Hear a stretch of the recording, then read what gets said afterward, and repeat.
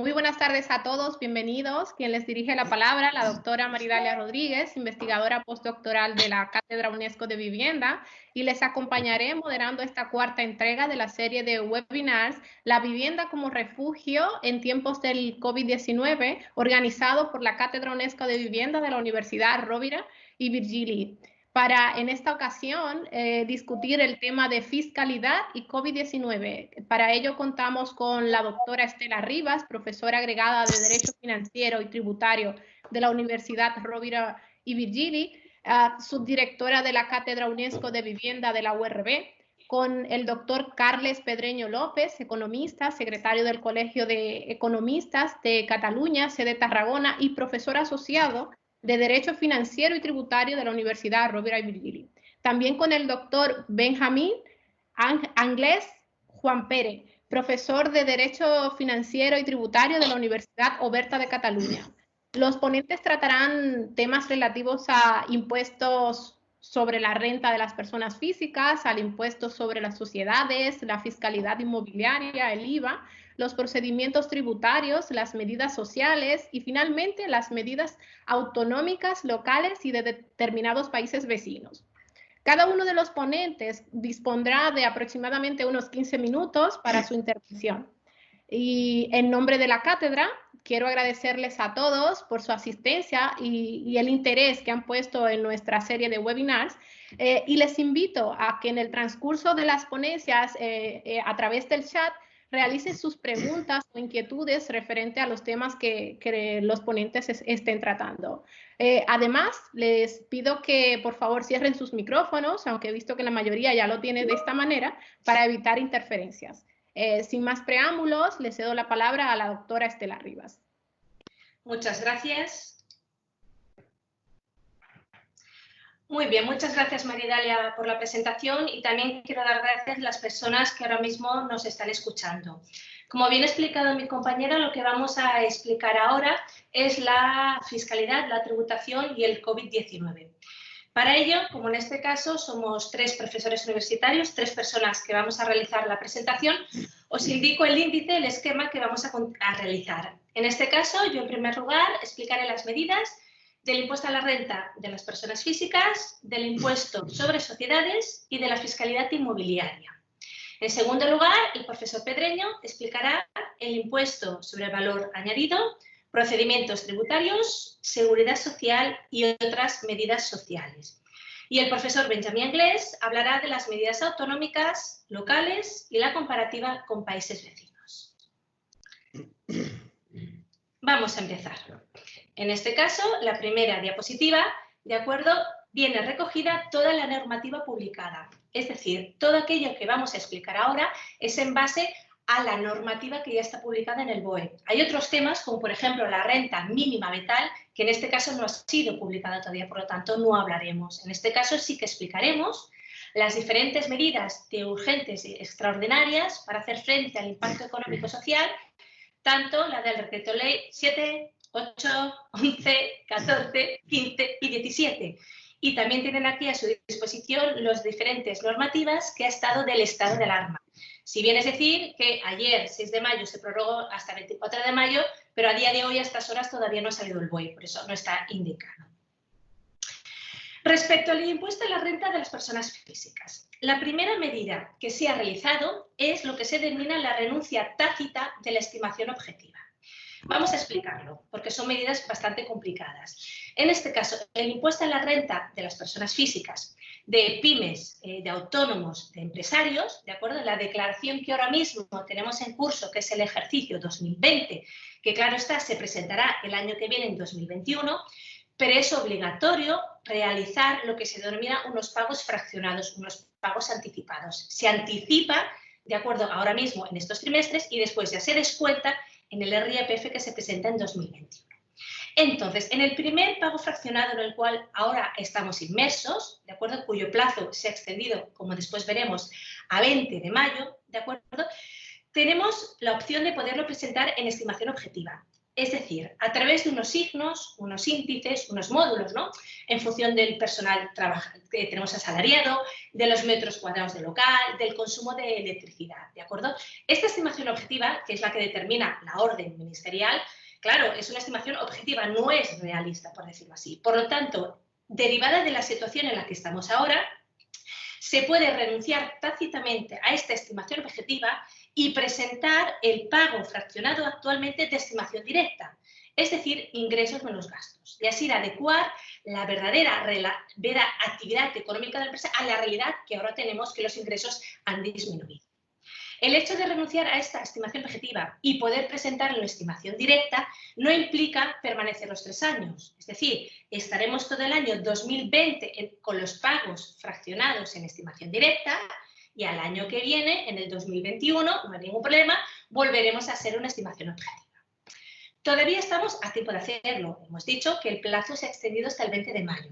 Pero si bien, de acuerdo, ya se ha presentado con anterioridad a este 20 de mayo la documentación del pago fraccionado, no hay ningún problema.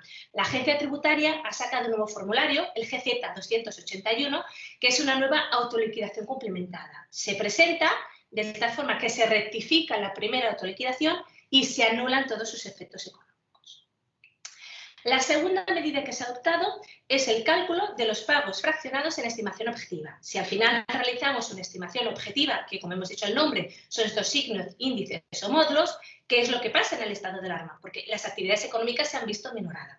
Pues no hay ningún problema. En cada trimestre natural, que es el momento en que se presentan los pagos fraccionados, no se computarán los días naturales en los que se hubiera estado declarado el estado de alarma. No se computan como días de ejercicio de la actividad y así en realidad en este pago fraccionado presentaremos los beneficios reales trimestrales.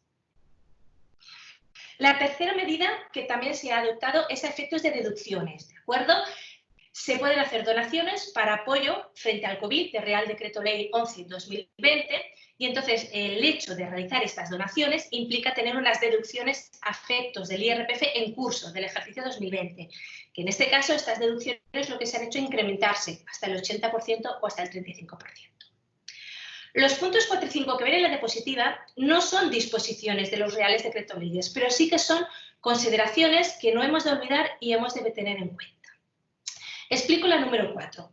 En este caso, la declaración de renta del ejercicio que estamos en curso, que es 2020, que se presentará el año que viene en el ejercicio 2021, tienen la obligación de declarar aquellos contribuyentes, ¿de acuerdo?, que sus rendimientos del trabajo superen los 22.000 euros. Es decir, si tienes menos de 22.000 euros de rendimientos del trabajo de un solo pagador, ¿de acuerdo?, no tienes la obligación de declarar. No estamos hablando de pagar, sino de declarar, ¿de acuerdo?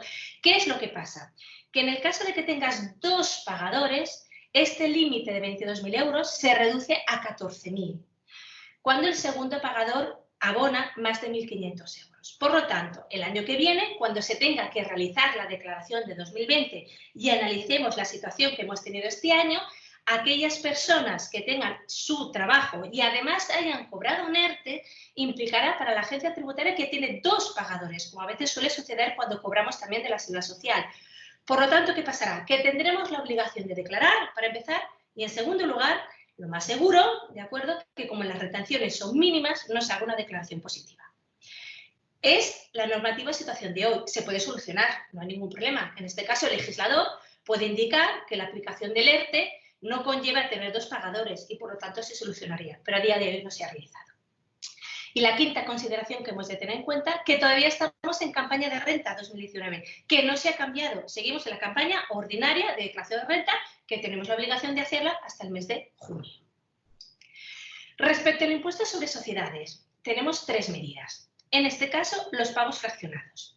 En la misma línea que hemos comentado anteriormente, en el impuesto sobre sociedades es lo mismo. Tenemos el ejercicio 2020, que ahora estamos en curso, que presentaremos, que lo declararemos en el año 2021, como regla general, hasta el mes de julio de 2021. Si bien en este año natural tenemos que realizar los pagos fraccionados, tenemos que anticipar el pago del impuesto sobre sociedades y después, cuando hagamos la declaración en 2021, ya no los restaremos, ¿de acuerdo? Hay 2 formas de hacer los pagos fraccionados. Una es sobre la cuota íntegra de ejercicios anteriores, ¿de acuerdo? Como les digo yo a mis alumnos, debiendo de ejercicios anteriores, del ejercicio 2019, incluso de 2018. O la segunda forma de hacer los pagos fraccionados es sobre la base imponible en curso, de los 3, 9 y 11 primeros meses, ¿de acuerdo? 3, enero, febrero, marzo del año 2020, de ejercicio en curso. Por lo tanto, como tenemos una situación en la cual hay menos ingresos en la empresa, se permite esta opción extraordinaria, ¿de acuerdo? Y no presentarlos por la cuota íntegra de ejercicios anteriores, sino en este caso los pagos fraccionados sobre la parte de la base imponible en curso de los 3, 9 y 11 primeros meses de este 2020. En este caso, se permite solamente para los contribuyentes cuyo volumen de operaciones en 2019 haya sido inferior a 600.000 euros. Y en el momento que presente de esta forma los pagos fraccionados, estará vinculado a todo el ejercicio a presentar los pagos fraccionados sobre la base imponible en curso, ¿de acuerdo? No lo puede presentar los grupos fiscales de consolidación fiscal y todavía estamos a tiempo. Como ya hemos comentado antes con el IRPF, estamos a tiempo de presentar el primer pago fraccionado que tenemos hasta el día 20 de mayo o el 15 de mayo en caso de domiciliación. Si ya lo hemos presentado, no hay ningún problema. Presentamos el formulario que les he comentado anteriormente, GZ 281, y ya regularizamos la situación. La segunda medida que se ha realizado es que, igual que en el IRPF tenemos una serie de deducciones por donaciones, aquí también tenemos donaciones al Tesoro Público para la financiación de los gastos ocasionados por el COVID-19. Se ha creado una nueva deducción específica del 35% de la donación realizada. Y en este caso también es aplicable al impuesto a la renta de no residentes con establecimiento permanente. Y la última es una modificación de hace 2 días de este ejercicio 2020 para el sector cultural. Son incentivos fiscales, deducciones para inversiones en producciones españolas de largometrajes, cortometrajes, series audiovisuales, y también se ha ampliado la duración de los acontecimientos de excepcional interés público. Respecto a la fiscalidad inmobiliaria, la primera medida que se ha adoptado en este caso es que se ha declarado exento actos jurídicos documentados, ¿de acuerdo?, del impuesto de transmisiones patrimoniales y actos jurídicos documentados, en este caso el documento notarial, por la cuota gradual, ¿vale?, para aquellos que soliciten la moratoria de hipotecas y otros préstamos. En este caso, la exención abarca las escrituras de innovaciones contractuales de los préstamos y créditos hipotecarios realizados con motivo del COVID-19, ¿de acuerdo? Es decir, en este caso, en el primer webinar de la cátedra explicamos la moratoria de la hipoteca, todas aquellas que cumplen los requisitos del Real Decreto Ley 8/2020 podrán, en este caso, acogerse a esta exención. También se ha realizado, en segundo lugar, una bonificación de los aranceles que llevan aparejados la escritura pública de la moratoria hipotecaria. En este caso se ha bonificado el 50%, en este caso, de los aranceles notariales y de los aranceles registrales con un mínimo y un máximo que sale aquí en la diapositiva. Ahora tenemos el problema de las consecuencias fiscales de la moratoria de alquileres. A ver, lo que explicamos en el primer webinar sobre la moratoria de alquileres es la regulación que hay, digamos, a nivel civil. ¿Qué es lo que pasa? Que a efectos tributarios tiene otras consecuencias que son muy importantes de destacar, ¿de acuerdo? Por lo tanto, primero es necesario tener en cuenta 2 principios básicos, ¿vale? Según la ley del IRPF, del impuesto a la renta a las personas físicas, se presumen retribuidas todas las prestaciones susceptibles de generar rendimientos de capital, salvo prueba en contrario, pero de entrada todas se presumen retribuidas.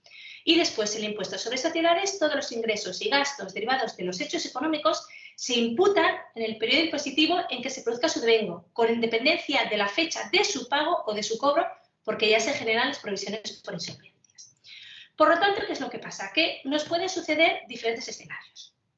El primero es el impago de la renta, es decir, el propietario, ¿de acuerdo?, que es sujeto pasivo del IRPF, tiene la obligación de declarar las rentas aunque no las haya cobrado. Como ven ustedes en la consulta vinculante de la Dirección General de Tributos de 2017, ya nos dice que se debe imputar como rendimiento íntegro de capital inmobiliario en tanto continúe vigente el arrendamiento las cantidades correspondientes al arrendamiento de la vivienda, incluso aunque no hayan sido percibidas.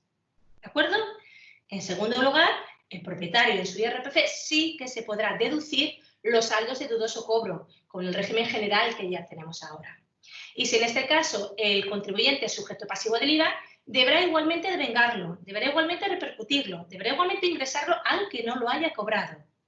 Ahora bien, sí que podrá modificar la base imponible del IVA para compensar el impago aplicando el artículo 84 de la Ley del IVA sobre créditos incobrables. Claro, tiene que pasar 6 meses.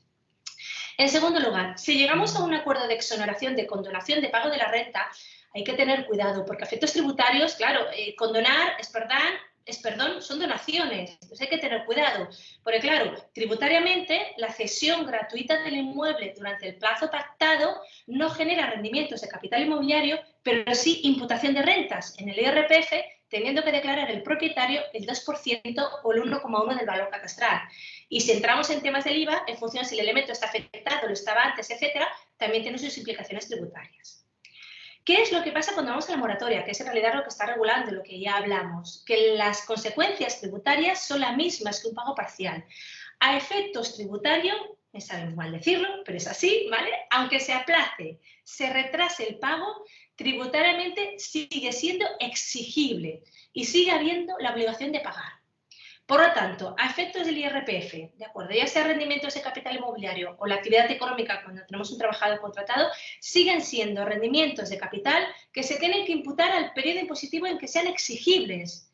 Y cuando estamos hablando del IVA, en tanto que no se cancele o no se modifique la relación arrendaticia, se sigue devengando el IVA correspondiente de acuerdo con la exigibilidad de las cuotas pactadas y las retenciones, ¿de acuerdo? Por lo tanto, ¿qué les recomiendo? ¿Qué les recomendamos? ¿De acuerdo? Que realicen una innovación modificativa de renta arrendaticia, que realicen una reducción de la cuota a pagar, ¿de acuerdo? Porque si perdonamos, condonamos, podemos tener problemas. Por lo tanto, en este caso les recomendamos esta situación y siempre poniéndolo por escrito, ¿de acuerdo? Se tiene que poner por escrito, firmado por ambas partes y en un anexo del contrato, ¿de acuerdo? La Ley General Tributaria, en este caso, siempre nos dice que es cualquier prueba admitida en derecho. La siguiente diapositiva versa sobre las últimas modificaciones que ha habido en Cataluña en la Ley 5/2020, que es la Ley de Medidas Fiscales, Financieras y Administrativas y del Sector Público, que se denomina Leyes de Acompañamiento. Solamente indicar que, por ejemplo, a efectos del IRPF, se ha modificado la escala autonómica de gravamen de 6 a 7 tramos, se ha aumentado la progresividad y, por lo tanto, los 2 tramos más altos pagarán más IRPF, se ha regulado el mínimo personal desde año de 2020, son medidas de 2020, ¿de acuerdo? Que antes teníamos el mínimo estatal. Respecto al impuesto de transmisiones patrimoniales, hay unas nuevas modificaciones que son muy interesantes, que en este caso es un nuevo tipo reducido del 5% para las adquisiciones de viviendas de familias monoparentales con determinados requisitos y 2 nuevas modificaciones también del 100% de transmisiones patrimoniales onerosas para las viviendas adquiridas por promotores públicos en el ejercicio de los derechos de alternativo de retrato y por los promotores sociales sin ánimo de lucro para destinarlos a la vivienda de protección oficial de alquiler o cesión de uso. También se han realizado algunas pequeñas modificaciones en el impuesto de sucesiones y donaciones, también se han ampliado las reducciones en donaciones, se han hecho bastantes modificaciones en tasas y precios públicos y también en el impuesto a las viviendas vacías. Y con la última diapositiva les quiero hacer unas reflexiones que también compartiremos después en el debate, ¿de acuerdo? Vistas las medidas que ahora acabo de explicar, ¿qué es lo que tenemos que pensar y qué es lo que nos tenemos que dar cuenta? Si se fijan ustedes, tanto en el impuesto a la renta de las personas físicas como en el impuesto sobre sociedades, solamente estamos hablando de diferir el pago, del pago fraccionado en curso, que sí que es verdad que se está ajustando a la realidad de las empresas que tienen menos ingresos y, por lo tanto, se está ajustando a su capacidad económica. Pero las segundas medidas son medidas del ejercicio 2020 en curso, que por lo tanto verán la luz o veremos la verdadera práctica, en este caso en 2021, el año que viene. Y también es verdad que a día de hoy, con la normativa que hoy en día tenemos, que tenemos todo el año perfectamente para poderlo modificar, no se ha rebajado o no se ha subido, es decir, no se ha modificado la carga tributaria. Y respecto a la fiscalidad inmobiliaria, que solamente se han hecho algunos beneficios fiscales, pero sí que es verdad que no son significativos. Muchas gracias. Bueno, muchas gracias, doctora Rivas. La verdad que es muy importante y de gran necesidad el conocer las medidas fiscales a las que podremos acogernos ante esta hibernación económica que de alguna manera pues nos afectará a todos, o directa o indirectamente. Perfecto, pues, buenas tardes. En primer lugar, evidentemente, agradecer a la Cátedra UNESCO de la URB la invitación a participar y especialmente agradecer a la doctora Estela Rivas pues, que cuente conmigo y que haya coordinado esta presentación y que al final la ha hecho posible, ¿no? También agradecer a todos los asistentes a la misma y esperar que encuentren interesante lo que voy a exponer. Si vemos ya la siguiente... Exacto, ahí tenemos el índice de los temas que yo voy a tratar. En primer lugar, veremos las medidas autonómicas, diferenciando aquellas que son las comunidades de régimen común de los territorios forales. Luego ya pasaremos a ver las medidas de las entidades locales, especialmente de los municipios. Y al final una breve comparativa de las medidas generales tomadas por España comparadas con los países inmediatamente de nuestro entorno. Pues sin más demora empezamos ya con las medidas de las comunidades autónomas en la siguiente diapositiva. En primer lugar, comentar, el Real Decreto 8/2020 del Gobierno es de aplicación en todas las comunidades autónomas. Eso quiere decir que todas aquellas disposiciones allí incluidas se tienen que trasladar a los territorios y a los regímenes jurídicos de cada una de las comunidades autónomas. Esto es lo que han hecho en sus primeros decretos y básicamente reproducen aquellas medidas que el Estado ha previsto para la Administración General del Estado a sus propias administraciones tributarias. Las principales medidas que son comunes en todas las comunidades autónomas son la suspensión de los plazos de tramitación de los procedimientos tributarios y la introducción del cómputo de plazos de esos procedimientos a efectos de plazos máximos de resolución, de prescripción y caducidad. Suspensión e interrupción no quiere decir paralización de los procedimientos. Es decir, los procedimientos siguen y en todos aquellos trámites o impulso que solo dependan de la administración seguirán adelante, se seguirán tomando resoluciones, ¿de acuerdo? Los que han quedado paralizados son evidentemente aquellos en los que tiene que intervenir el ciudadano, el contribuyente y que obviamente por la situación actual pues tendría dificultades o incluso la imposibilidad de participar en los mismos. Asimismo también se ha acordado en todas las comunidades autónomas la prórroga de los plazos de presentación de las declaraciones y de las autoliquidaciones respecto a los impuestos de gestión delegada que todas ellas tienen. Estamos hablando de ampliar plazos de presentación y pago del impuesto de sucesiones y donaciones, del impuesto de transmisiones patrimoniales y actos jurídicos documentados y de los tributos sobre el juego. Asimismo, ya en cada una de las comunidades autónomas, además, esa ampliación de plazos para presentar declaraciones, autoliquidaciones y realizar pagos también se refieren a los tributos propios de cada una. Y en el caso de aquellos contribuyentes que, a pesar de esa suspensión o ampliación de plazos, pues necesitarán más plazo para poder realizar el pago o los ingresos, pues las solicitudes de aplazamientos y fraccionamientos hasta ciertos límites de cuantía, pues quedan eximidos de la obligación de presentar avales, garantías y del pago de intereses. Una vez vistas las medidas comunes, ahora vamos a ver ya aquellas medidas ya más específicas que han tomado cada una de las comunidades autónomas. Empezamos por Andalucía. Andalucía también ha aprobado su propia línea de avales para autónomos y pymes que tengan necesidad de pedir créditos para poder superar este periodo de tiempo de parálisis y de problemas de liquidez, al igual que ha hecho el Estado. Además, ha aprobado una bonificación del 50% de la tasa sobre el juego, ha simplificado formalmente muchos trámites que tenían su lógica cuando estos eran presenciales, pero que ahora sería de imposible cumplimiento en el trámite telemático, y también tiene una línea de subvenciones para facilitar y fomentar el teletrabajo entre autónomos y pymes. En el caso de Aragón, la medida, aparte de las generales que hemos estado hablando antes, también ha aprobado medidas para impulsar la atención, presentación y liquidación telemática de los tributos, ya que ahora es la única manera que tienen los contribuyentes para poder cumplir con sus obligaciones. En el caso de Asturias, también ha aprobado la posibilidad de solicitar para autónomos y pymes, solicitar el aplazamiento del fraccionamiento de sus pagos y demás ingresos tributarios, también sin la necesidad de presentar ni avales ni garantías y sin tener que pagar intereses de demanda. En el caso de las Islas Baleares, ahí ha aprobado una exención en una tasa que les propia, como es la tasa portuaria para las líneas regulares del transporte de pasajeros. En Canarias también hace referencia a un tributo que es propio de las islas. Ustedes ya saben que en Canarias no existe el IVA, sino que existe el impuesto general indirecto canario. Pues bien, las Islas Canarias han aprobado un tipo del 0% en las compras de bienes y equipamientos médicos y sanitarios, ha ampliado los plazos para presentar las declaraciones trimestrales y pagos a cuenta de ese impuesto y además ha realizado unos cuantos ajustes para permitir que aquellas actividades que han visto parada su actividad puedan prorratear o reducir la cuota en función de esos días, incluso pedir devolución en el caso de que ya hubieran hecho algún ingreso. Castilla-La Mancha y Castilla y León, en este sentido, no han aprobado medidas específicas, además de las generales y comunes que hemos comentado anteriormente.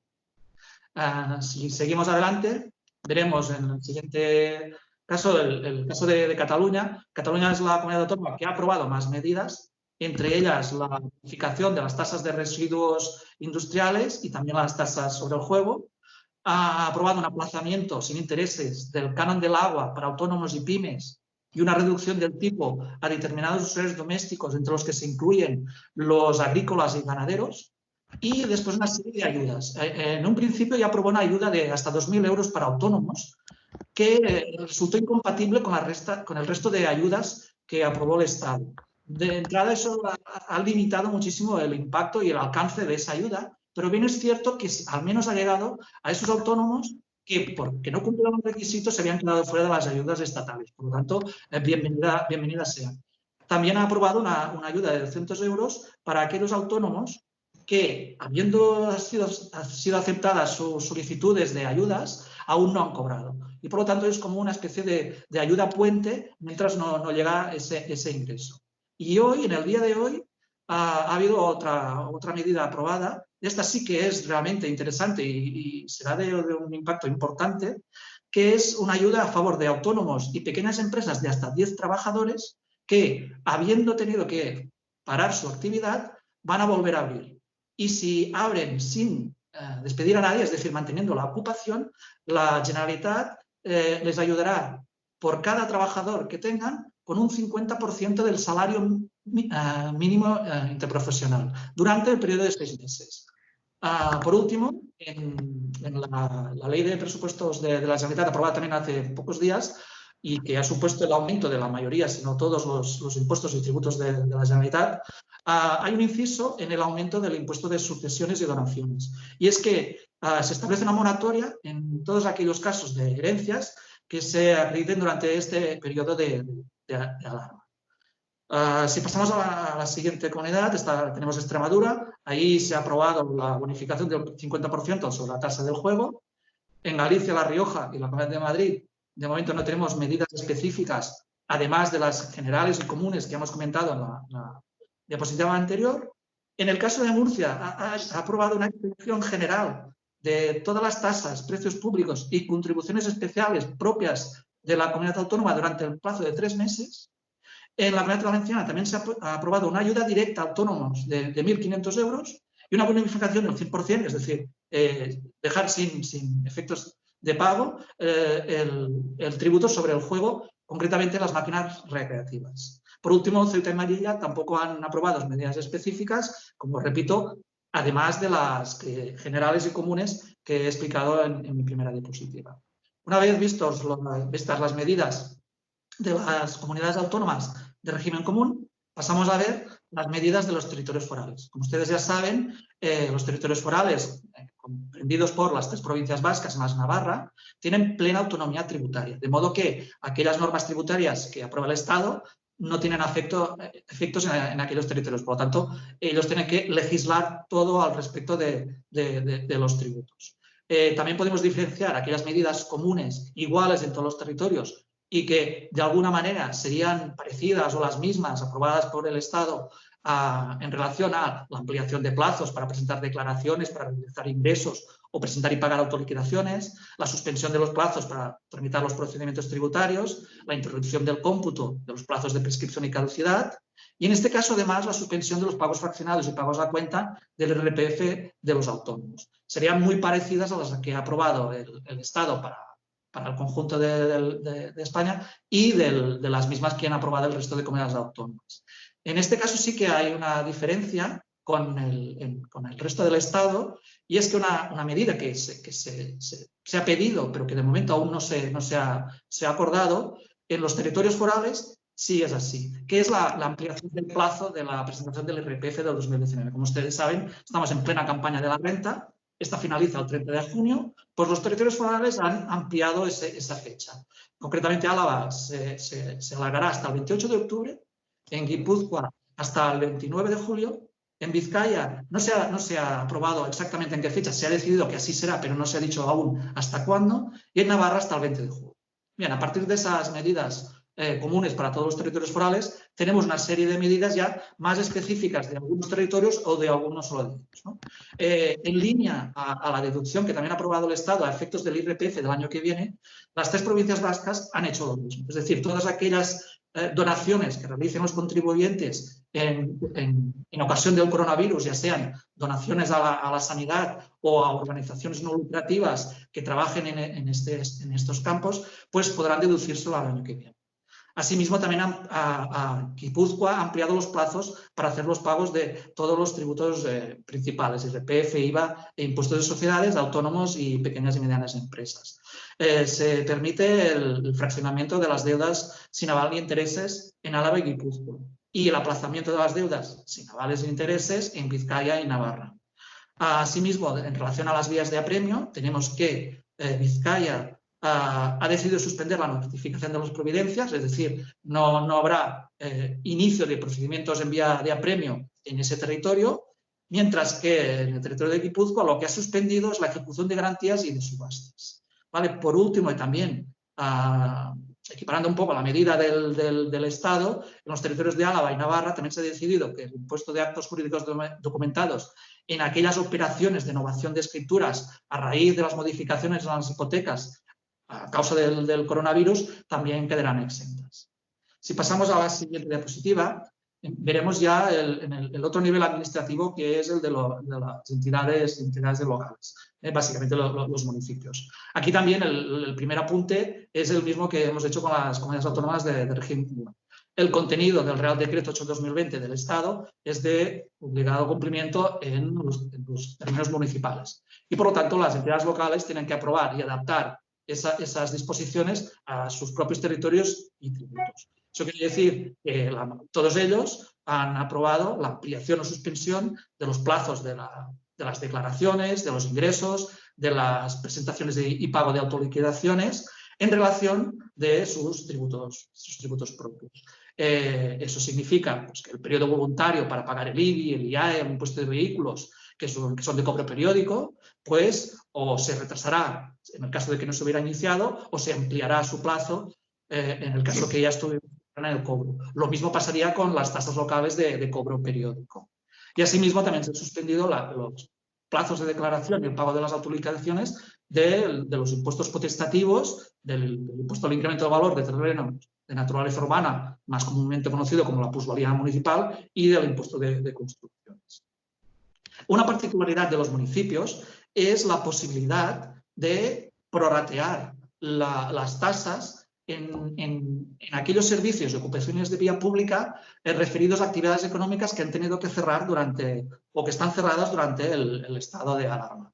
Ciertamente, si una actividad está cerrada, lógicamente no ha podido recibir la prestación de ese servicio municipal, lógicamente no ha podido ocupar la vía pública con por ejemplo, en un bar, pues unas mesas, unas terrazas, ¿de acuerdo? Pues los municipios tienen que permitir el cálculo de la cuota proporcional a los días que sí realmente se ha tenido esa posibilidad de recibir o ese servicio o esa ocupación. En el caso de que se hubieran ya ingresado esas tasas o precios públicos, pues que sepan que tienen el derecho de pedir la devolución de la parte proporcional por los días que realmente no han podido tener esa actividad en marcha. En la siguiente diapositiva vemos, aparte de esas medidas, no, la anterior. Gracias. Aparte de esas medidas que son comunes en todos los municipios, lógicamente hay una serie de medidas ya propias de cada uno de ellos en función pues, de sus competencias y de sus especificidades, ¿no? Municipales. en ese ámbito, pues tenemos, por ejemplo, las tasas turísticas, porque lógicamente aquellos municipios que estaban exigiendo tasas turísticas, pues también han decidido su aplazamiento, incluso en algunos casos, igual como las tasas anteriores, pues permiten el prorrateo por aquellos días que, por ejemplo, los establecimientos hoteleros pues han estado cerrados y, por lo tanto, no han tenido pernoctaciones. Por lo tanto, es posible el cálculo proporcional, incluso la devolución en el caso de que se hubiera pagado. De todos los ciudadanos que estamos en municipios donde hay zona azul, pues hemos visto que se ha suspendido el pago en las zonas de aparcamiento regulado. Y también se han suspendido en la mayoría de municipios los procedimientos por la vía de apremio y la notificación de sanciones. Bueno, en el caso de las ayudas, pues aquí hemos puesto unos ejemplos de unas cuantas ciudades que han empezado a aprobar ayudas directas a autónomos. Son muchas más y espero y confío que serán más las que se irán aprobando estas ayudas, ¿de acuerdo? Y por último, en cuestión de medidas locales, me gustaría así señalar que la Ley de Regulación de Haciendas Locales ya prevé, en su articulado, desde siempre, la posibilidad de establecer un par de bonificaciones que, desgraciadamente, muchos municipios no recogen en sus ordenanzas, son potestativas, pero yo creo que ante la gravedad de la situación económica que tenemos y que vendrá, pues estaría bien que, de cara a la redacción de las ordenanzas del año que viene, pues plantearse la posibilidad de incorporarlas.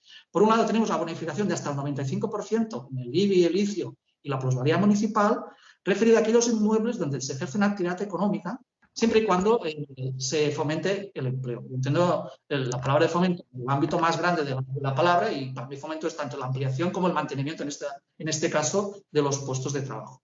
Y en el mismo sentido hay otra bonificación prevista y potestativa en el impuesto de actividades económicas, que puede llegar hasta el 50% de la cuota, en aquellos casos que los negocios, las empresas, puedan demostrar que han tenido una caída importante de ingresos. Por tanto, si en este año, bien, no, porque las ordenanzas fiscales están, si de cara a pues puede ser una buena medida para aliviar esas obligaciones fiscales de los pequeños comerciantes. Ahora sí, ya pasamos a la siguiente diapositiva. Gracias. Pues como les decía, para acabar, una pequeña, breve, concisa, digamos, comparación entre las principales medidas que ha adoptado España y que han estado explicadas por mis compañeros, comparado con los países vecinos más inmediatos, Francia, Italia y Portugal, referido a una serie de ítems, ¿de acuerdo?, para ver si nuestras medidas son parecidas, son diferentes, si esos países han hecho cosas diferentes, tener un poco de visión, ¿no?, de qué está pasando en el entorno. Desde el punto de vista de la liquidez, hemos hablado de que España ha aprobado líneas de avales para ayudar, ¿no?, a autónomos y empresas a capear, ¿no?, estas primeras semanas, meses de problemas de liquidez por la parada y la falta de ingresos, y vemos que tanto Francia como Italia han hecho lo mismo.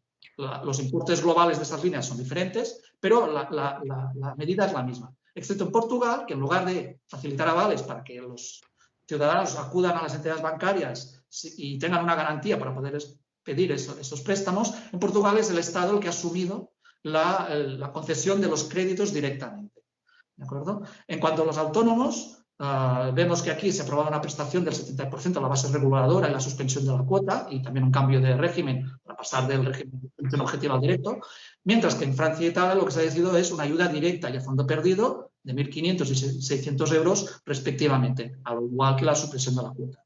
En el caso de Portugal no hay ayudas directas ni prestaciones, sino que vuelven a haber créditos estatales específicos para determinados autónomos y sectores de actividad, como son el turismo, comercio, restauración, entiendo que los que ellos consideran más afectados.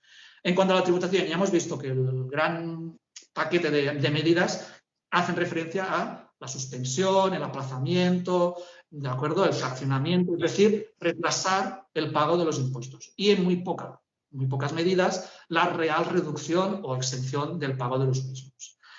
Lo mismo en Francia e Italia. Ahí también se ha decidido, de momento, la suspensión y retraso de los pagos tributarios. Y en Portugal no es la suspensión, sino que se aprueba el fraccionamiento. En cuanto a los alquileres, la medida española, pues podemos decir que es en ese sentido voluntariosa, porque lo único que hace es poner un poco el entorno, las facilidades para que sean las partes, ¿no?, de los alquileres que lleguen voluntariamente, tras una negociación entre ellos, a una cierta moratoria o exoneración del pago del alquiler. Nada que ver con Francia e Italia, que ahí sí que por norma se ha decidido suspender el pago de los alquileres Y en Italia, más concretamente, se da una ayuda directa del 60% del alquiler de los locales comerciales de aquellas actividades en apuros. En Portugal no han considerado esta medida. Y por último, en el tema de los préstamos, todo eso ya se ha explicado, pues en España lo que se ha acordado es la posibilidad de una moratoria en el pago de las cuotas de la hipoteca de la vivienda habitual de aquellas personas que puedan demostrar, ¿no?, una caída de ingresos, que han desempleo o están sin ingresos, mientras que en Francia ese aplazamiento es para todos los casos, para todas las hipotecas de vivienda habitual, y en Italia es una moratoria del pago de la hipoteca solo para aquellos que hayan quedado en situación de desempleo. En Portugal no hay una medida específica para el tema hipotecario, simplemente hay una moratoria de 6 meses para todo tipo de créditos que ya tengan o ya hubieran contratado los autónomos o las empresas antes y que ahora tengan apuros para hacer frente a esos pagos. Y bueno, ya antes de despedirme, pues sí que me gustaría hacer una muy breve valoración, porque hasta ahora todo ha sido descriptivo, ¿no?, un poco lo que las normas y en estos días pues las diferentes administraciones han ido aprobando, pero sí que me gustaría hacer una breve valoración personal. Como ya se ha dicho y como yo mismo ya he adelantado, estamos viendo que el conjunto, la mayor parte de las medidas que se han estado aprobando hasta ahora son básicamente retrasar pagos. Es decir, yo sé que ahora puedes tener problemas de liquidez, pues no te preocupes, no hace falta que ahora me ingreses esos impuestos, más adelante ya lo harás. ¿Qué pasa? Estamos ya viendo y ya somos conscientes que el impacto económico va a ser, yo casi diría, dramático en la mayoría de sectores de la economía, y que el hecho de haber aplazado el pago puede ser bueno en estos momentos, pero que es muy difícil, si no hay una recuperación muy rápida y muy potente, que en el futuro se puedan hacer frente a las obligaciones normales ya de ese momento, más a todos aquellos pagos que hemos conseguido retrasar. O sea, será prácticamente imposible. Por lo tanto, yo lo que digo de una manera muy gráfica es que se ha acabado el tiempo de las medidas con mascarillas y necesitamos ya empezar con las medidas con salvavidas. ¿De acuerdo? Pues nada más, muchas gracias, y después las preguntas que quieran, pues encantado de contestar. Muchas gracias, doctor Anglés. La verdad que ha sido muy enriquecedor contar con una revisión de las medidas tanto a nivel nacional como internacional. Sí que se han producido algunas inquietudes que he ido recogiendo, pero las discutiremos al final de las ponencias. Cedo la palabra directamente al profesor Pedreño.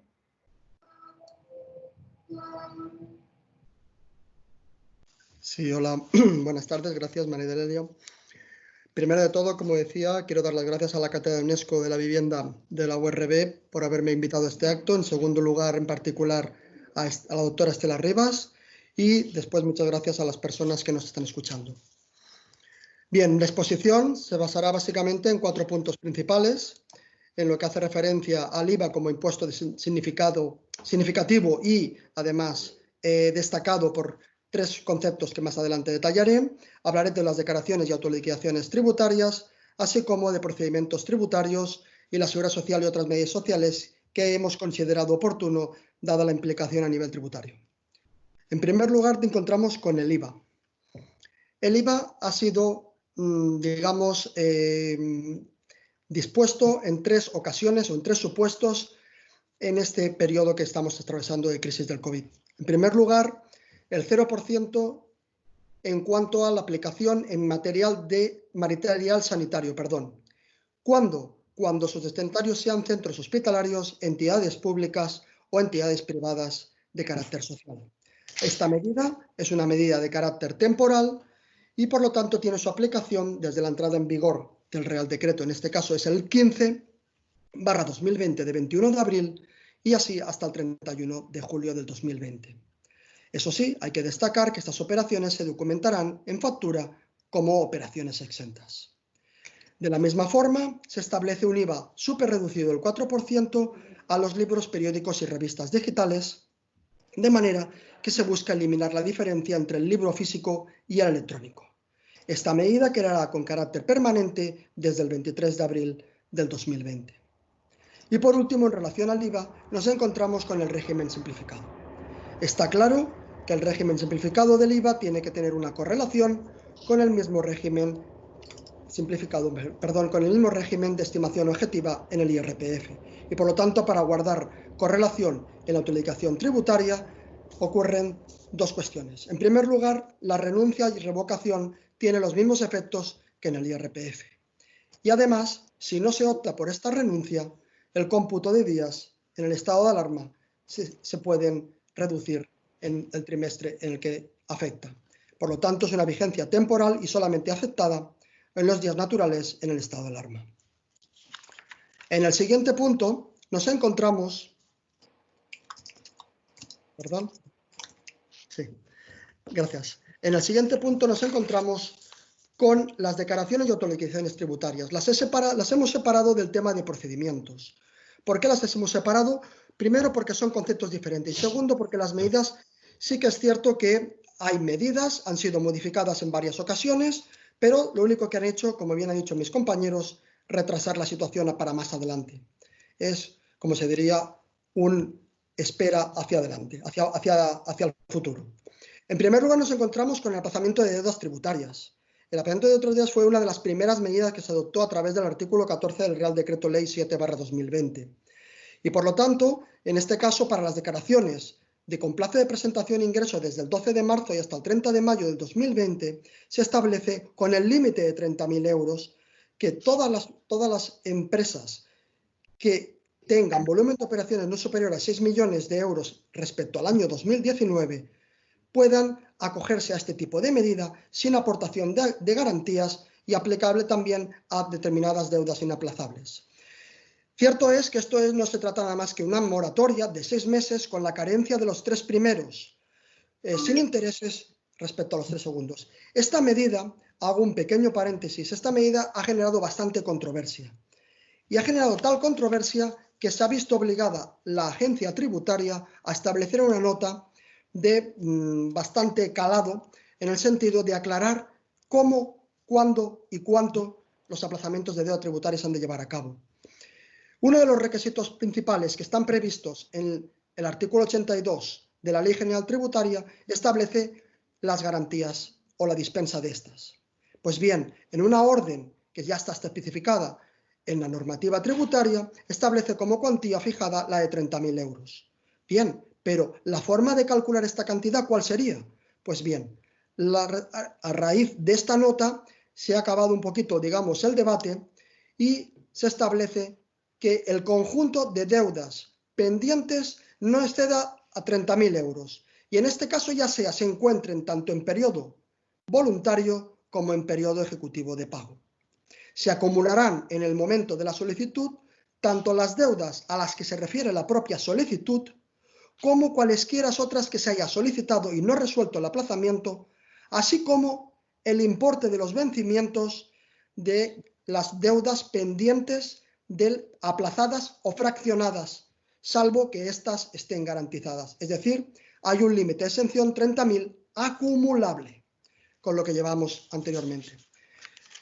Como un ejemplo, muy sencillo, una autoliquidación mensual, por ejemplo, en el periodo 2, que sería febrero, para el año 2020, la fecha límite de ingreso en periodo voluntario es de 30 de marzo.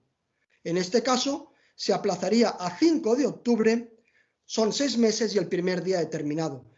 Cabe recordar que los días de aplazamiento o los días de fraccionamiento en la normativa tributaria establece los días 5 y 20 de cada mes. Otro ejemplo, en el caso de declaraciones trimestrales, estaríamos hablando, por ejemplo, en el primer trimestre, como la fecha límite de ingreso en periodo voluntario originario, luego ya explicaré el tema de la extensión de plazos, es el 20 de abril, hay que tener en cuenta si el contribuyente tiene un volumen de operaciones o no superior a los 600.000 euros, como explicaré más adelante, para saber si me puedo acoger a la medida de extensión, si no, el aplazamiento sería hasta el 20 de octubre, en un caso, 20 de noviembre, como luego explicaré en el otro. O bien, como es el caso de que ha generado la nota tal disyuntiva, que incluso ha aportado ilustrativamente un ejemplo gráfico de cuota de 25.000 euros. Imaginemos una persona que tiene que ingresar 25.000 euros, no llega al límite de 30.000 y hay una comparación con aplicación del Real Decreto de la medida de 7/2020 y sin aplicación de la misma, cómo se ganan intereses de demora al respecto. Bien, En la siguiente diapositiva nos encontramos con lo que comentaba hace un momento, la extensión de plazos de presentación. Es decir, estamos hablando de los aplazamientos, ¿cuándo vencerían estos 6 meses que hablábamos anteriormente? Está claro que en un principio se establece la normativa en los ingresos el trimestre o el mes que le toca, es decir, 20 de abril, 30 de abril. Se estableció una extensión de plazos hasta el 20 de mayo, siempre y cuando el volumen de operaciones no sea superior a 600.000 euros y teniendo en cuenta, como siempre, la domiciliación el día 15, de acuerdo a la instrucción que existe en la normativa tributaria de las domiciliaciones antes de la fecha de finalización de la presentación. No es aplicable esta medida de extensión de plazos de presentación a los grupos fiscales en régimen de consolidación fiscal del impuesto de sociedades, como así tampoco a los grupos de entidades que tributan en el régimen especial del IVA. La siguiente medida que quiero tratar, no, por favor, para atrás, la de anterior, gracias, es la rectificación de pagos fraccionados y autoliquidaciones de IVA. Se ha establecido un sistema de subsanación y anulación de la primera autoliquidación presentada.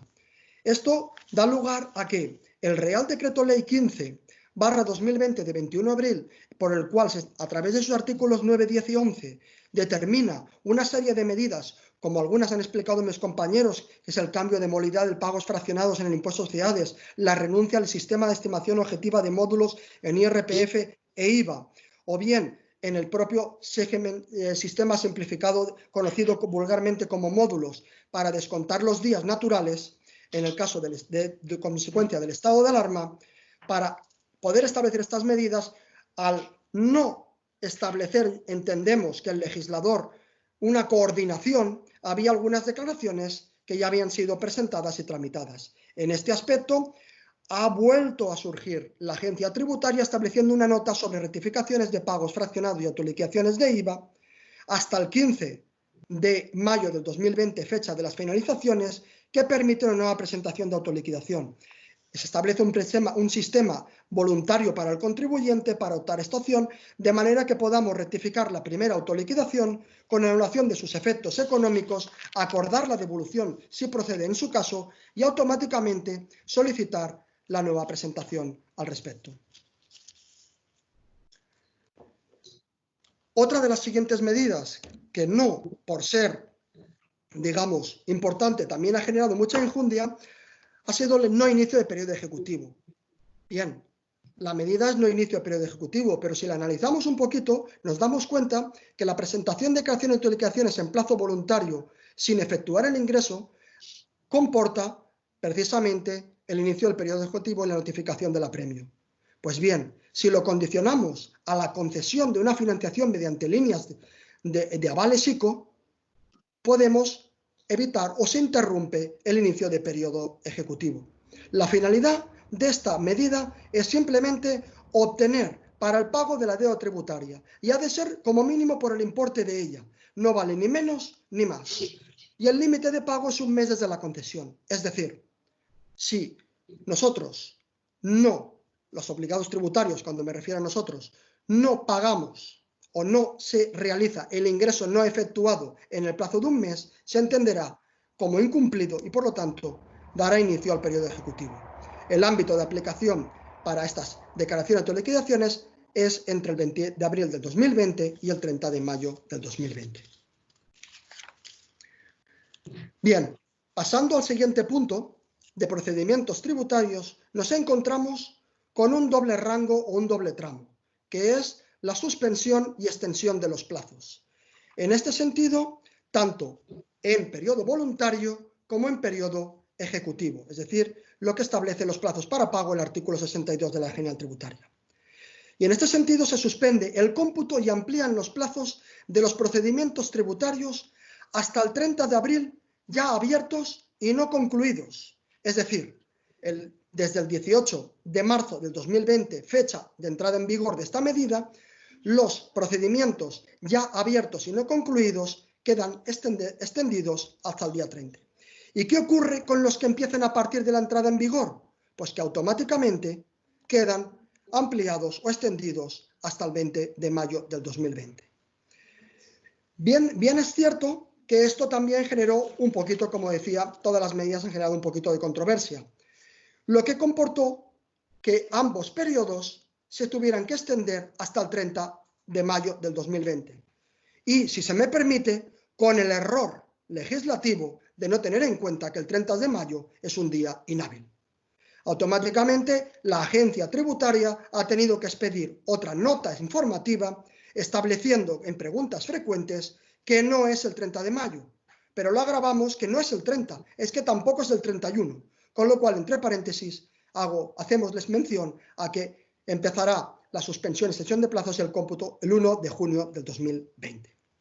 No requiere solicitud para su aplicación esta extensión y ampliación de plazos. Eso sí, es una opción y como tal, esa opción por acogerse a esta ampliación depende del obligado tributario o sin hacer reserva expresa a ese derecho puede atender requerimiento o solicitar información o presentar alegaciones, lo cual se considerará como evacuado el trámite. También no computarán los plazos de duración para procedimientos en general, ni para ejecución de resoluciones de órganos económico-administrativos dentro del periodo de estado de alarma y hasta el 30 de mayo del 2020. Y pongo entre paréntesis la mención del próximo día inhábil, que es 1 de junio del 2020.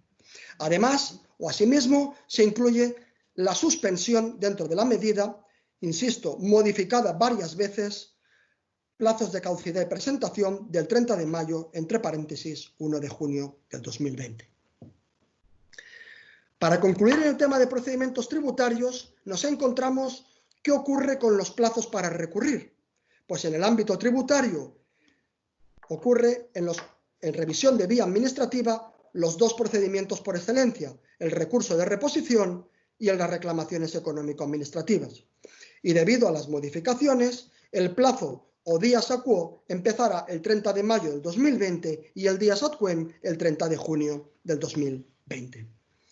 Y por último, una pequeña mención dentro de los procedimientos o incluso puede ser abarcarse dentro de las solicitudes de presentación y autoliquidación de declaraciones tributarias, los temas de certificados electrónicos. Como bien se sabe, la agencia tributaria ha dejado de tener visita presencial, como es lógico y prudente. Por lo tanto, ¿qué ocurre con los certificados electrónicos en su uso? Bien en vía electrónica, también hace relación a la Seguridad Social para poder tramitar todos estos procedimientos, fraccionamientos, suspensiones, expedientes, incluso en materia laboral todo el tema de ERTES, prestaciones y demás. Pues bien, se permite el uso de certificados electrónicos caducados en la propia sede electrónica, aunque, vuelvo a insistir, estén caducados. Y además, a través de una disposición adicional 11ª, en el Real Decreto Ley 11/2020, se permite la expedición de certificados electrónicos cualificados durante el estado de alarma, uso limitado exclusivamente a las relaciones entre titular y las administraciones públicas, medida que quedará revocada al finalizar el periodo. Y bien, el último apartado, para no extenderme más, me refiero a la seguridad social y otras medidas sociales. En este sentido, por su implicación también con carácter tributario, la prestación extraordinaria por cese de actividad ha sido la norma o la prestación por excelencia. En este sentido, el Gobierno, y esta medida es la que más se ha modificado hasta por 3 veces, con aclaraciones y mejor redactado. Y he querido ser crítico con ello porque además ha generado inseguridad jurídica. El Gobierno ha habilitado esta prestación, como decía, que cubre la suspensión o en otro caso la merma de la actividad provocada por los efectos del COVID. Los autónomos afectados aquí no genera discriminación como en otras competencias, sino que habla de autónomos societarios y de autónomos personas físicas, podrán solicitar esta prestación extraordinaria en 2 supuestos. En primer lugar, aquellas cuyas actividades hayan quedado suspendidas por la declaración del estado de alarma del Real Decreto 463/2020. Y por otro lado, los trabajadores autónomos que se ven afectados por la crisis sanitaria. En este caso se debe acreditar esa merma de facturación, que estamos hablando del 75% en relación al promedio del último semestre. La cuantía de esta prestación consiste en del 70% de la base reguladora con carácter general. Además, tiene una vigencia mientras dure el estado de alarma, que como vemos recientemente, de hecho ayer se prolongó una vez más. Por lo tanto, la prestación queda automáticamente renovada. Mientras tanto, se genera la exoneración del pago de las cuotas de autónomo, Es decir, no se tiene que abonar el recibo de autónomo, no hay que solicitarlo, es automático. Además, se establece la compatibilidad con otras prestaciones de seguridad social que perciba. Y aquí quiero poner en evidencia otra vez la incongruencia del legislador, si se me permite la crítica, evidentemente siempre constructiva. Y es que inicialmente en su redactado establecía la incompatibilidad con cualquier otra prestación del sistema de seguridad social.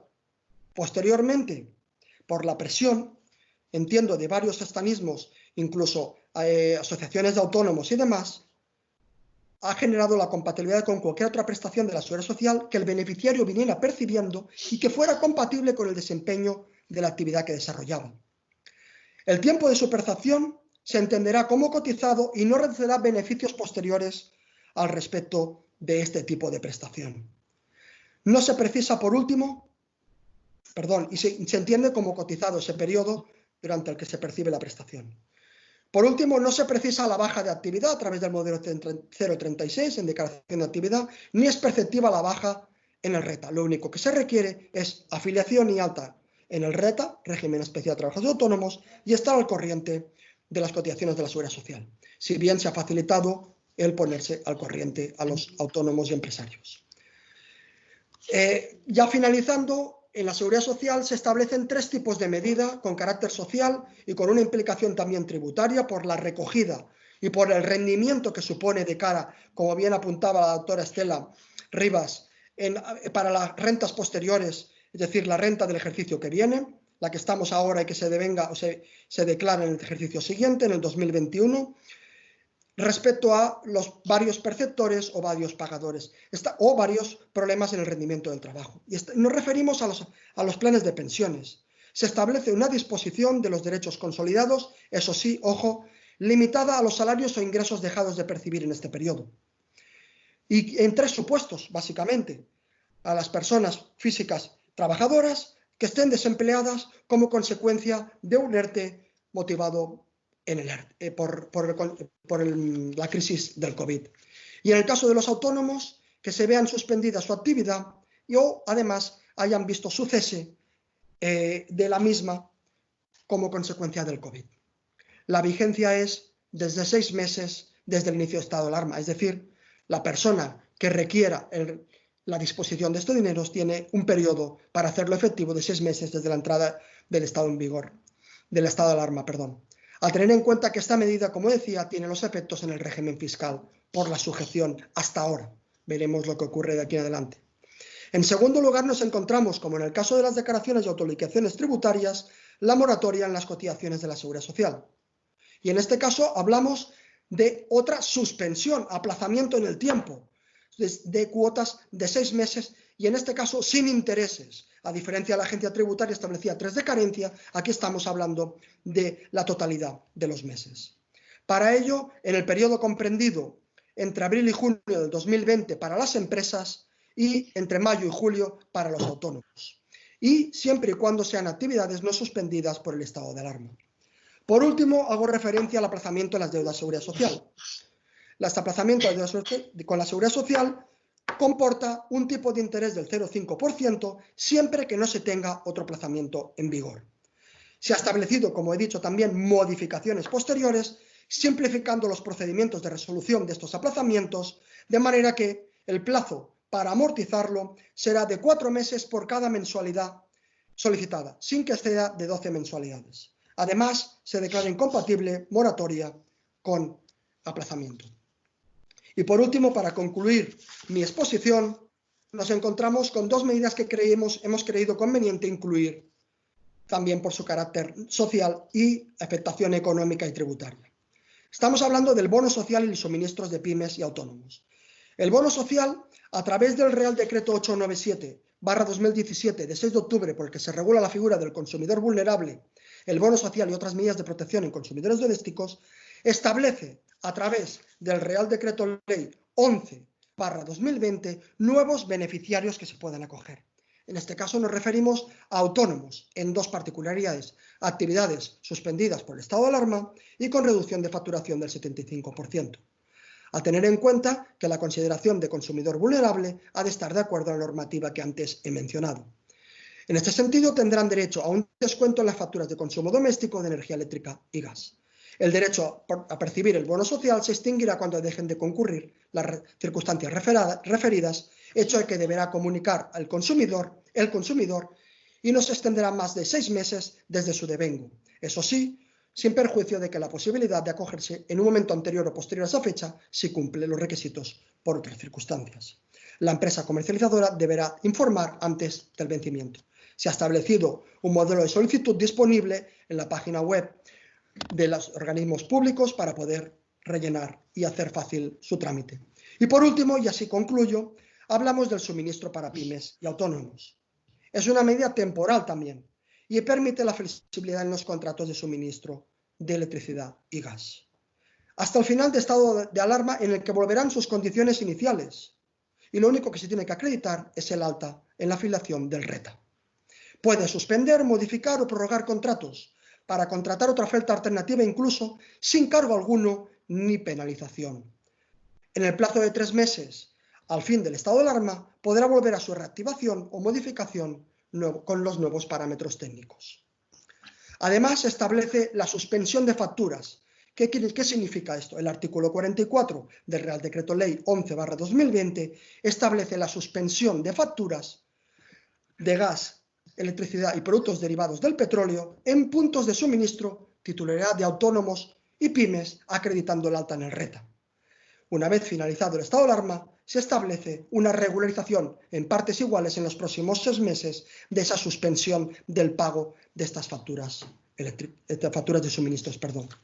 Sin más preámbulos, pues muchísimas gracias por haberme escuchado y espero que haya sido de vuestro interés. Muchas gracias, doctor Pedreño. La verdad que definitivamente, además de conocer las medidas fiscales actuales, es muy importante conocer también el procedimiento y cómo hacerlas efectivas. De manera inmediata voy a pasar a formular las preguntas que nos han ido enviando. Y me gustaría pedirles que sean breves o dentro de la brevedad posible, pues puedan contestar estas preguntas. La primera de ellas es que si se ha paralizado el plazo de un pago fraccionado de la agencia tributaria, al levantarse el estado de alarma, ¿reclamarán todo lo debido de golpe, o sea, mes de marzo, mayo, o bien simplemente se reanudará el pago mes a mes, ampliando la fecha de financiación del pago fraccionado? Vale, si quieres yo mismo. ¿Sí te importa? ¿Sí? ¿Se me escucha? Sí. Vale. La respuesta breve. Sí y no. Es decir, al levantarse el estado de alarma, no y sí, reclamar todo de golpe no, para nada. Es decir, lo que ha supuesto el estado de alarma es suspender ese cómputo de plazos, como decía antes. Es decir, es como si no existieran en el calendario, de modo que se tenía que devolver ese fraccionamiento en 10 plazos y 1, 2, 3, los que sean, no se han podido pagar por el estado de alarma. Cuando se levante ese estado, se continuarán pagando los plazos pendientes con la misma carencia. No se pagarán de golpe, ni se acumularán los intereses correspondientes a esos días en los que no se ha podido hacer. Perfecto. Bueno, ¿que algún otro quiere agregar algo más o le parece de esta manera correcto ya? Bueno, simplemente, si se me permite, añadir o complementar a mi compañero el hecho de que no es más que una moratoria, es decir, es una suspensión y lo que no se paga ahora se pagará en el futuro. Las medidas han ido todas en esta línea, es decir, ahora hacemos un vaciado en cuanto a las obligaciones, no solamente tributarias, sino incluso podemos hablar de moratoria de hipotecas, podemos hablar de moratoria incluso en alguna suspensión de facturas de pago, de suministros, como he comentado. Es esperar a que pase el plazo de esta moratoria para a partir de ahí empezar los plazos, pero no se trata de en este periodo que luego todo venga acumulado.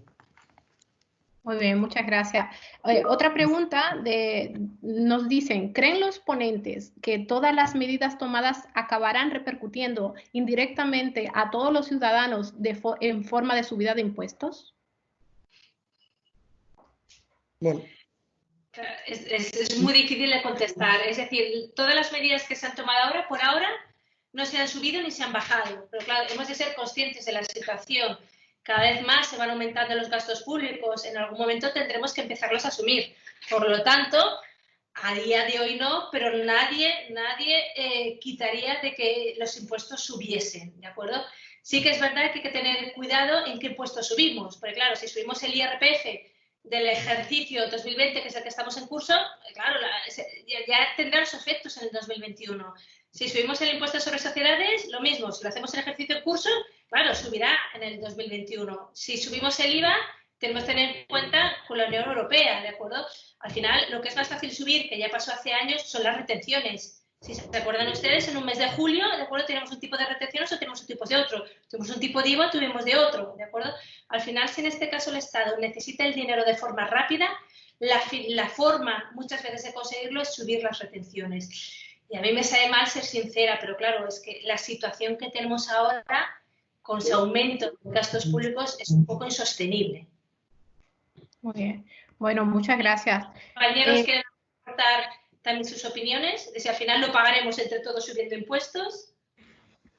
Bueno, yo por apuntar algo más, el tema es muy sencillo. Aquí hay una cuestión importante y es, ahora se ha intentado, de hecho se está regulando para ello, que no ocurra o que ahora podamos atravesar la situación en la que estamos viviendo, pero hemos de ser conscientes que en un futuro no se puede sostener.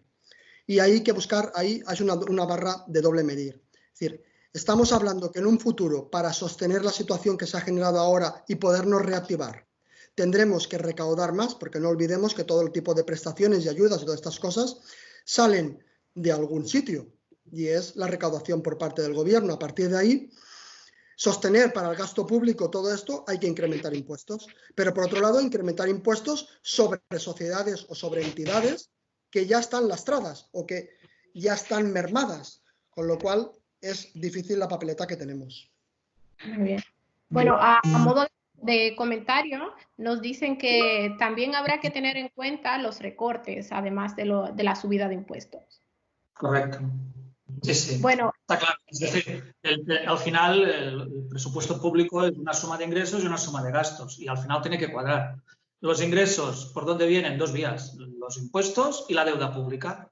Es decir, una parte dependerá de si, más que subir impuestos, se está hablando de crear nuevos impuestos a contribuyentes o a hechos imponibles que ahora no están grabados. Incluso ahí añadiría la famosa tasa Google, ¿no?, que daría para otro webinar. Y en el tema de la deuda pública, todo el mundo está ya asumiendo que la deuda pública de España subirá a 20 o 30 puntos fácilmente. Eso no quiere decir que ese dinero lo tendremos que devolver a largo plazo. Por lo tanto, tampoco es que se tengan que subir hoy los impuestos para devolver esa deuda, que igual es a 10 años. Pero obviamente, tarde o temprano, se tendrá que trasladar a los contribuyentes. Sí, sí. Bien. Bueno, esta pregunta va dirigida directamente al doctor Pedreño y dice, si ahora se abre un local con la limitación de aforo, ¿la ayuda de autónomos estatal se pagará para mayo o finalizará? Sí, bien, gracias por la pregunta.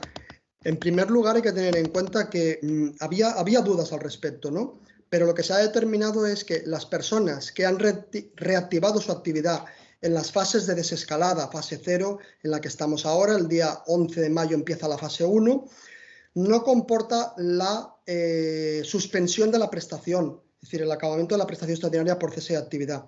Si es una persona a la cual se ha acogido a la prestación de actividad, bien por un tema de suspensión de su propia actividad, bien por la merma del 75%, está claro que puede seguir recibiendo la prestación extraordinaria por cese de actividad mientras estemos dentro del estado de alarma. Perfecto. Bueno, también tengo una pregunta por aquí que dice, ¿piensan los ponentes que todas las medidas fiscales y de subvenciones serán suficientes para evitar o paliar la recesión económica que nos espera? No, está claro. Eso ya lo he comentado al final de mi intervención.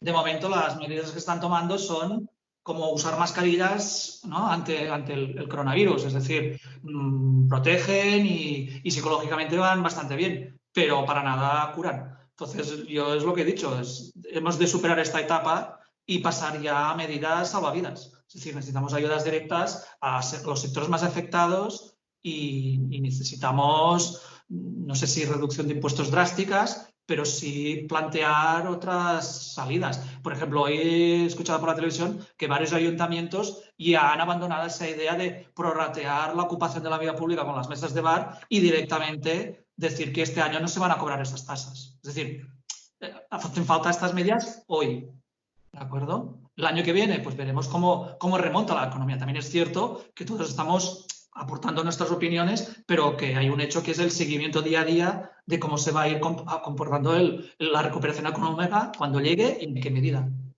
Perfecto. ¿Algún otro ponente quiere agregar algo más sobre esta pregunta? No, en principio ha quedado claro, ha quedado bastante claro la exposición.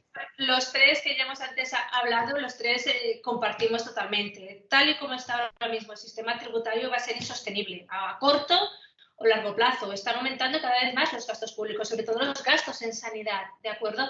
Por lo tanto, es que esto hay que pagarlos. Al fin y al cabo, la finalidad de los tributos, ¿de acuerdo?, es la cobertura de los gastos públicos. Si los gastos públicos van ampliando, ¿de acuerdo?, habrá que hacer más ingresos tributarios, ¿de acuerdo? Otras medidas, la deuda pública, otra medida, recortar los gastos públicos, reclasificarlos, en vez de destinar el dinero a una finalidad, pues entonces habrá que destinarla a otra, ¿de acuerdo? Pero claro, al final, nos guste o no, nos va a afectar a nuestro bolsillo, por decirlo así. Bien. Y yo por matizar o por acabar de puntualizar, lo que comentamos, si nos vamos a fijar, estamos hablando siempre de moratorias, de suspensiones de plazos, de no pagar hoy y pagar después. Y si no pago después porque no tengo en octubre, porque he reactivado mi actividad y estoy ahora está lloviendo sobre mojado, ¿qué va a pasar en octubre? ¿Qué va a pasar en noviembre? No vamos a poder cumplir las moratorias. ¿Alguien ha pensado en ello? Vamos a pensar en lanzo otra moneda al aire. ¿Qué ocurre con todo este tipo de ayudas y prestaciones? ¿Va a poder sostener, como decían mis compañeros? ¿O es más, tendré que tributar por ellos porque hay una sujeción fiscal? ¿Quién va a pagar esto? ¿Quién va a pagar esto? Es decir, son preguntas que los profesionales nos hacemos. Algunos los vivimos en el día a día. Estos días atrás he tenido hasta empresarios llorando. Carlos, ahora no puedo pagar. Pasámoslo a octubre, noviembre. ¿Y qué hará en octubre y noviembre? ¿Qué hacen las personas en ERTES, en parados? Es decir, existe bastante poca visión. Creo que hay poca visión de futuro en ese sentido. Entiendo que ahora, bueno, se ha querido resolver el momento sin pensar en el futuro o como mínimo, a mí no me llega la idea de que haya una prevención del futuro. Muy bien. Bueno, otra pregunta que tenemos es que si puede la Unión Europea intervenir en la política fiscal de incentivos, incrementos fiscales. Bueno, a ver. Cualquiera, ¿no? Sí, preguntas. Sí. Bien.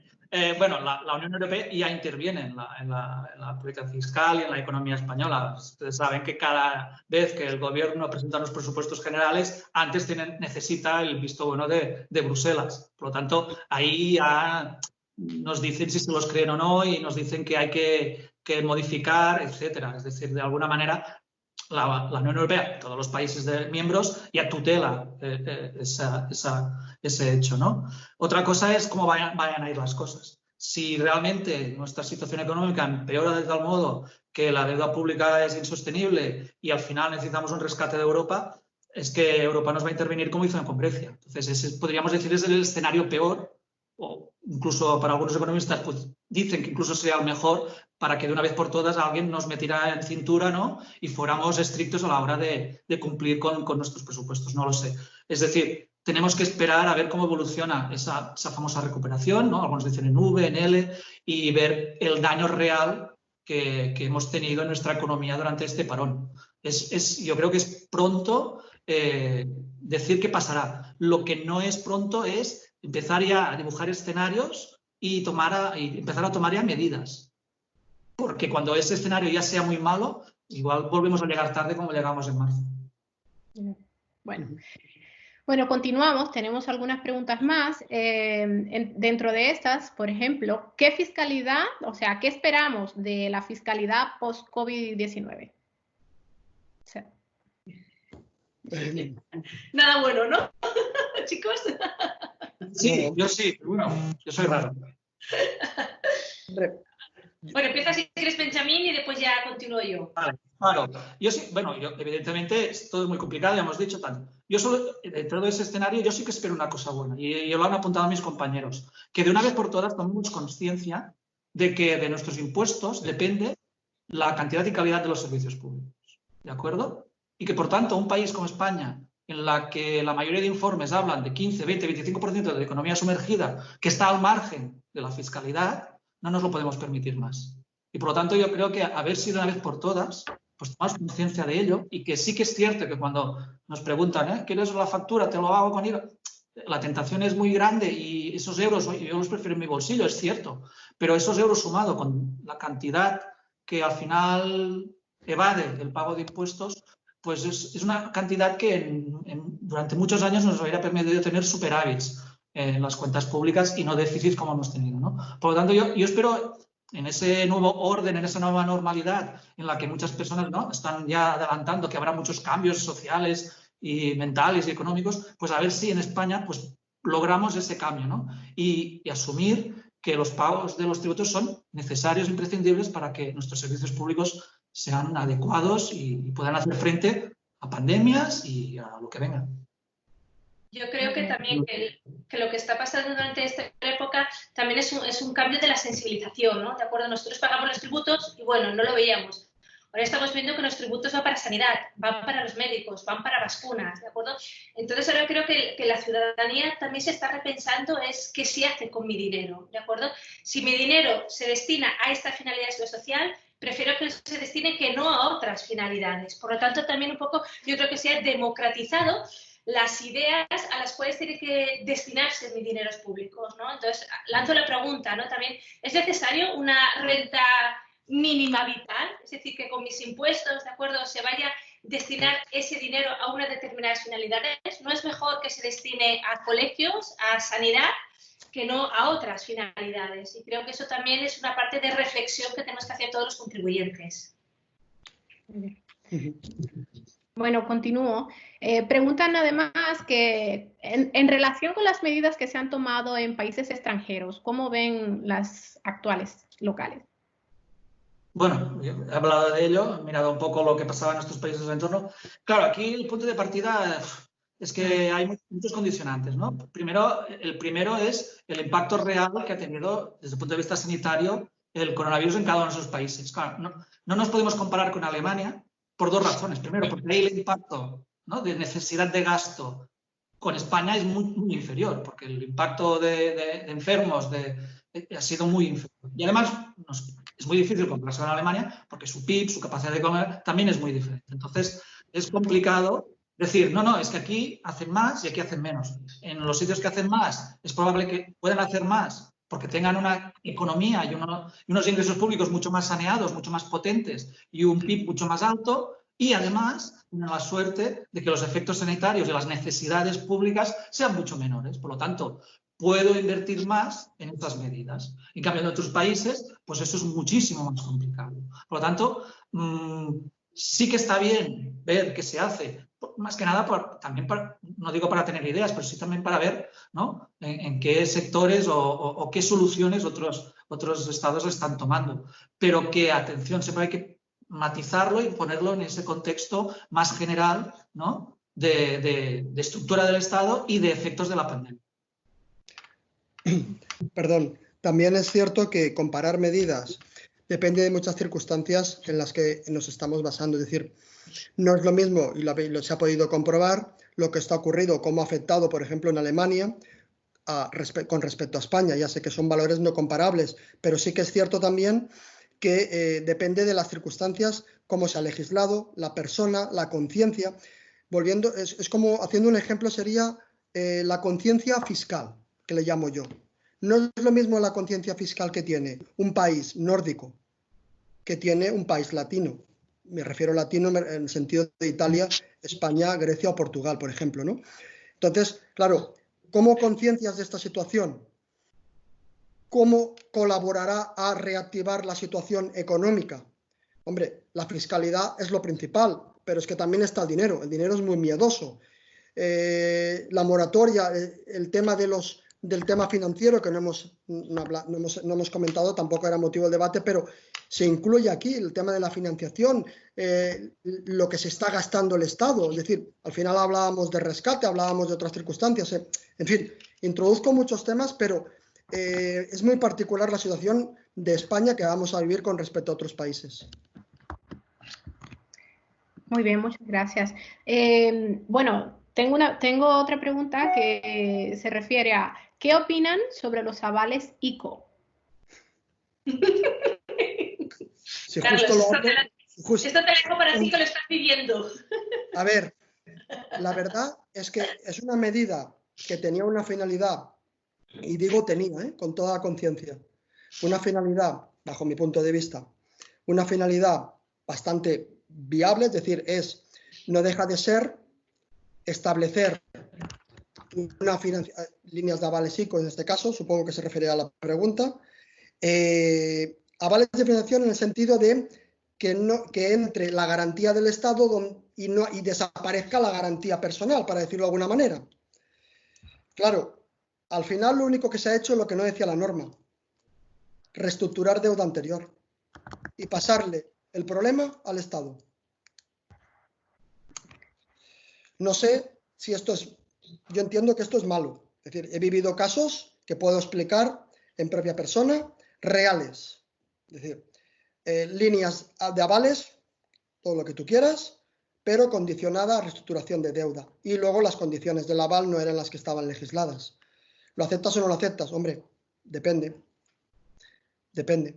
Porque si estabas en unas condiciones anteriores malas, pues las nuevas ahora, por muy malas que sean, son mejores que las que tenías anteriormente. Pongo un ejemplo.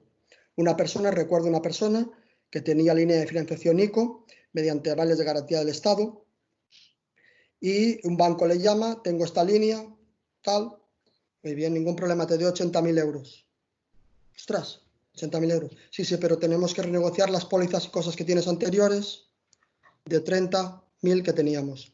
Al final, disponibilidad, la mitad de lo que le dicen y las condiciones. Pero claro, ¿qué pasa? Las condiciones, si antes estaban a un 9, ahora estamos hablando de que te ofrecen un 3 y un 4 por encima del 1,5 que establece la norma. Bueno, pues cualquier persona aceptará. Es decir, la finalidad se ha perdido. Sí, esa sería la conclusión para mí. Bien, muchas gracias. Bueno, tenemos una última pregunta. Luego de esta igual podríamos agregar cualquier otro comentario, que es de manera genérica. ¿Qué piensan de la forma en que se han tomado las medidas? Entiendo que se refiere a las medidas locales y por ejemplo, ponen además, es decir, los BOEs y sobre todo un domingo.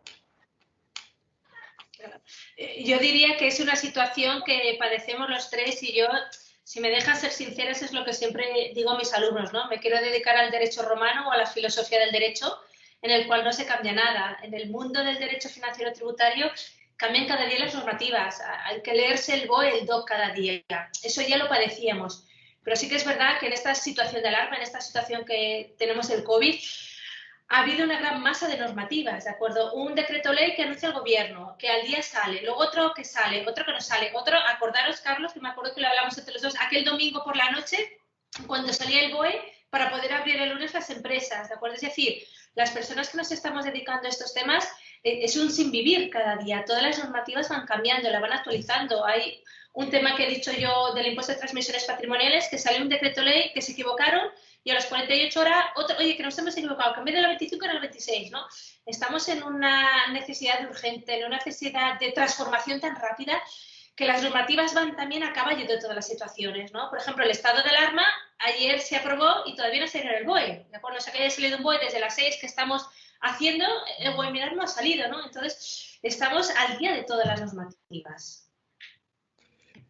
Bueno, yo por añadir, lo hemos vivido, como bien decía la doctora Estela Rivas, lo hemos vivido, lo estamos viviendo y lo viviremos. Es decir, por hacer una lanza en favor de las personas que ahora mismo están en el gobierno o que están legislando, mejor dicho, no tiene nada que ver aquí el tema político, ahora es muy fácil hacer de oposición. No me gustaría cambiarme, o sea, les arriendo la ganancia, es decir, lo tengo muy claro.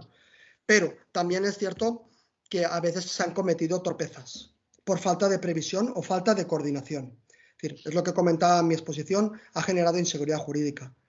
Pero ya no es el hecho de que uno legisle y establezca un BOE, una norma, una disposición para ayudar, porque la intención se supone que es para ayudar o incentivar. El tema está en que en la norma siguiente aparece la modificación de la anterior. Y tienes que irte a las disposiciones para averiguar lo que ha ocurrido con la norma anterior. Y luego en la siguiente me cambia la anterior y la anterior. Y en la siguiente la anterior y la anterior. Al final pierdes el hilo. Y eso lo único que produce son errores. Y también la torpeza en el sentido de la falta de publicaciones. Cuando no se ha hecho a través de Real Decreto Ley, ha tenido que ver la orden ministerial para desarrollar reglamentariamente lo que ha faltado o subsanar las cuestiones. Y esto pues ha llevado a la situación en que estamos. Yo creo que el Poder Legislativo, en este caso, tendría que hacérselo mirar en ese sentido, porque nos ayudará a todos y tenemos que caminar todos aún hacia adelante, ¿eh? Y el Ejecutivo. Muy bien. Muchas gracias. No sé si quieren agregar algún comentario adicional, puesto que hemos... Benjamín, creo que está hablando. Benjamín, que no se te oye. Algo breve.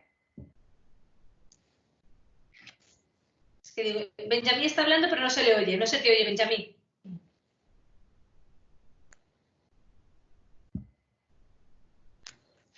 Tiene el micrófono, su audio está cerrado. Pero yo no se lo puedo abrir. Sí, Benjamín, tienes el micrófono cerrado. Benjamín, ¿nos oyes? Bueno, por echar un cable en el sentido, antes me ha pasado a mí, hemos tenido una caída de wifi en la zona. Benjamín, lo que hemos compartido muchas veces, absolutamente estará de acuerdo en nuestras exposiciones que hemos hecho.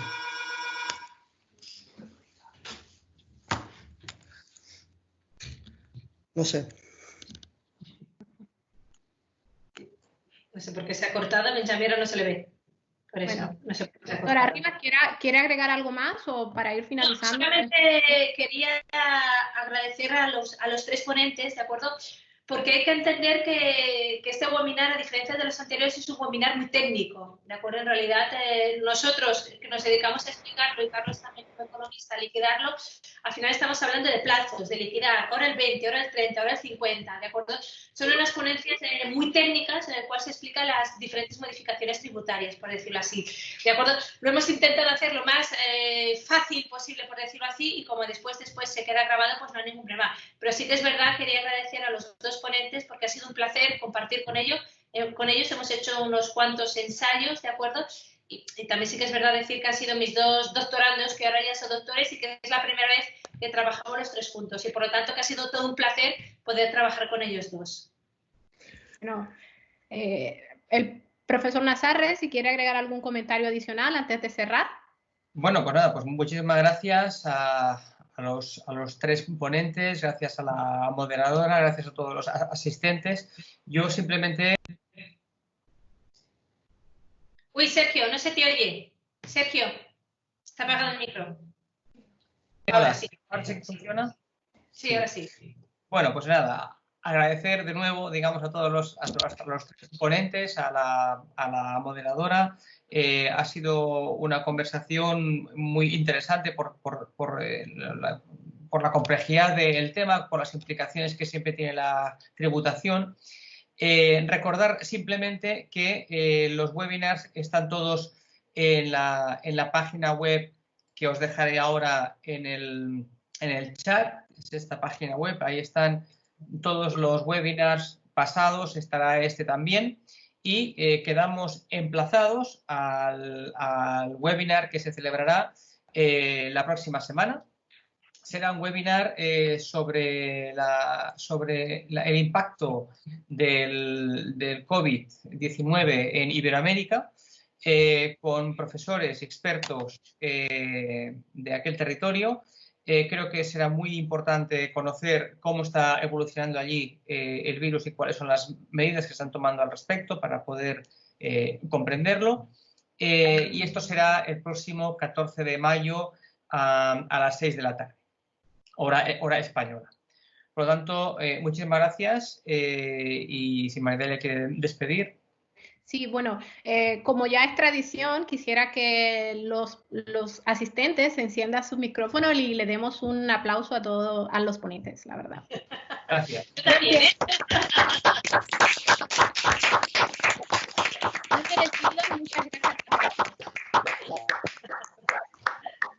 Adiós, muchas gracias a todos.